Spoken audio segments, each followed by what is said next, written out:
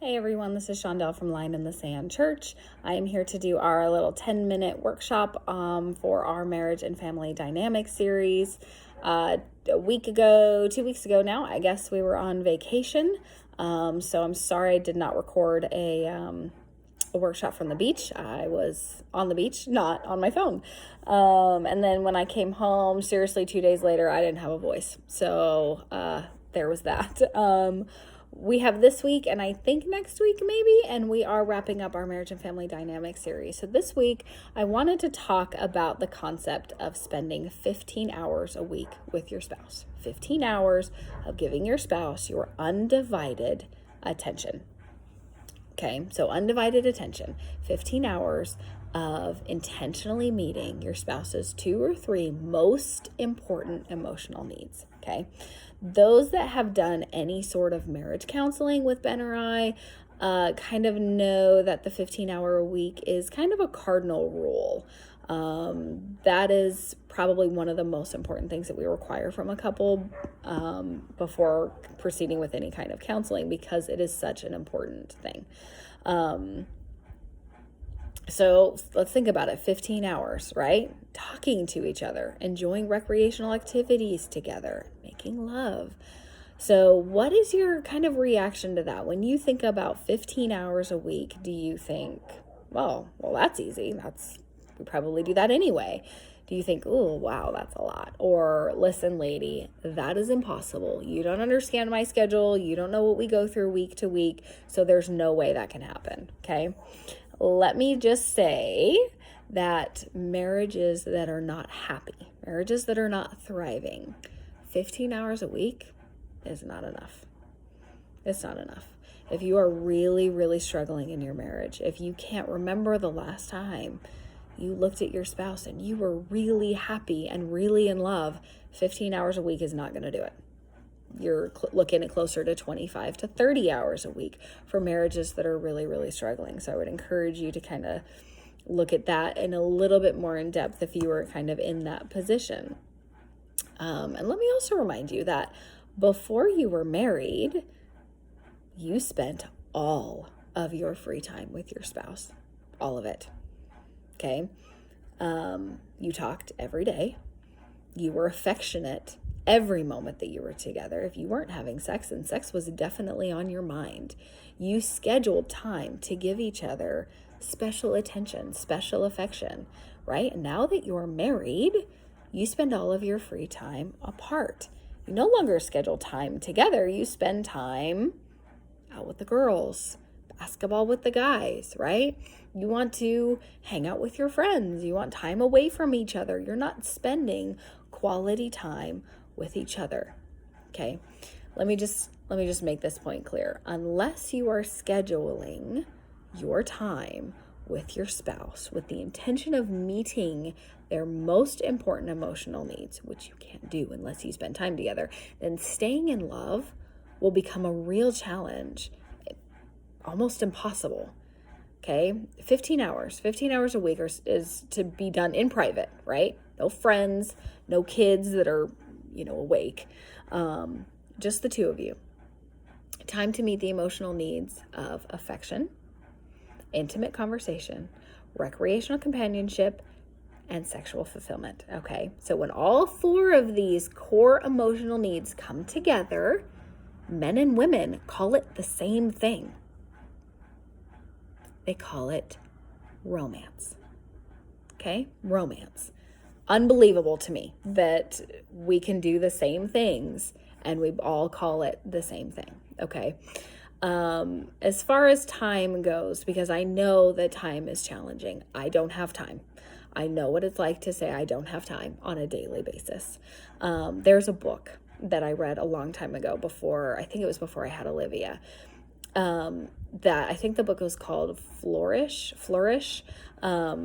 And she had me, right, one of the first little homework pieces she had me do was to account for all of my time for 2 weeks. So I had to give an account. I woke up at this time. I got my coffee from this time to this time. I was on Facebook from, this time to this time. I did school with the kids from here to there. It took me this long to make lunch. Every moment of my day was accounted for. So if your first thought is that there is no way I have time for this, take a week, take 2 weeks. Let's account for every minute of your day and see how true that is. You may come to the same conclusion that I had, was there's a little bit more time than I thought.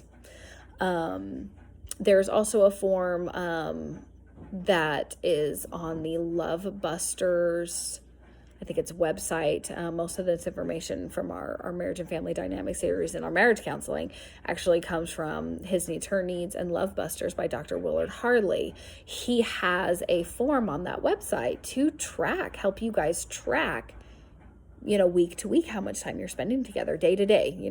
On Tuesday, we, hung out and ate dinner together from this time to this time, not on our phones, right? Not scrolling, not playing games, but actually face-to-face, eye contact, spending time together.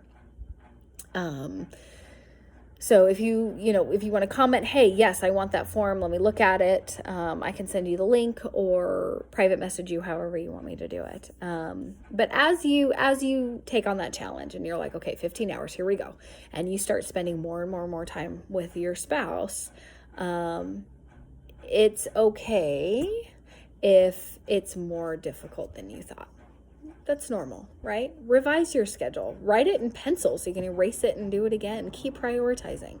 Some weeks are going to be harder than others, but make the time. Ben and I, early on in our marriage, we were struggling with the same things. It's normal. It's okay.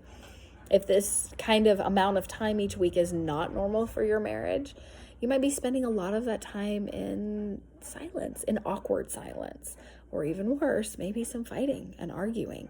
That's also normal.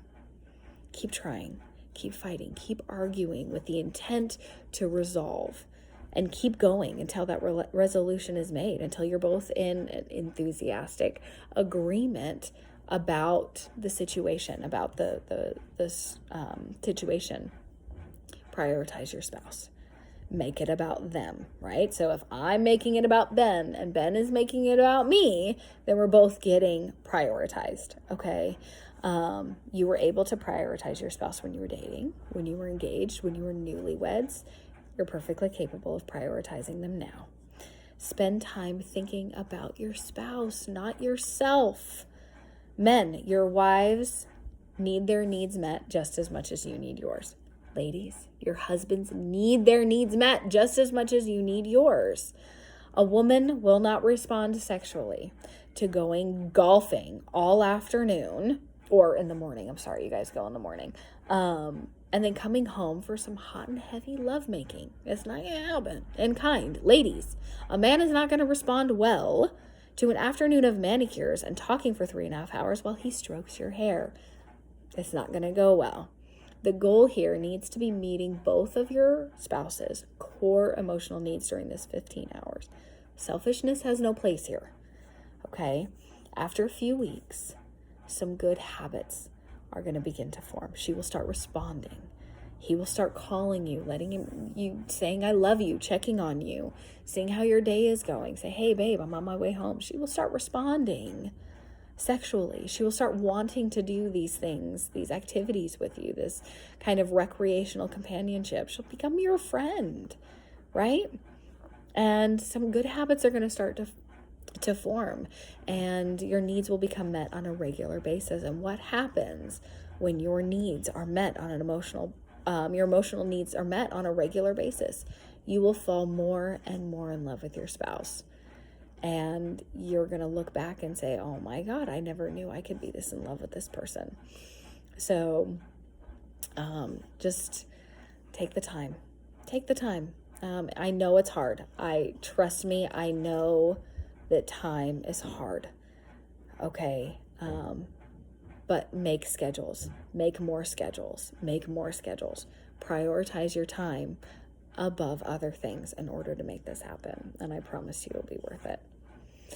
Well, I hope to see you guys Sunday night. We're going to be tackling parenting. So Sunday night, 6 o'clock at the Teen Center at the Hickory YMCA. Hopefully we'll see you there, and I hope you guys have a blessed week. Bye.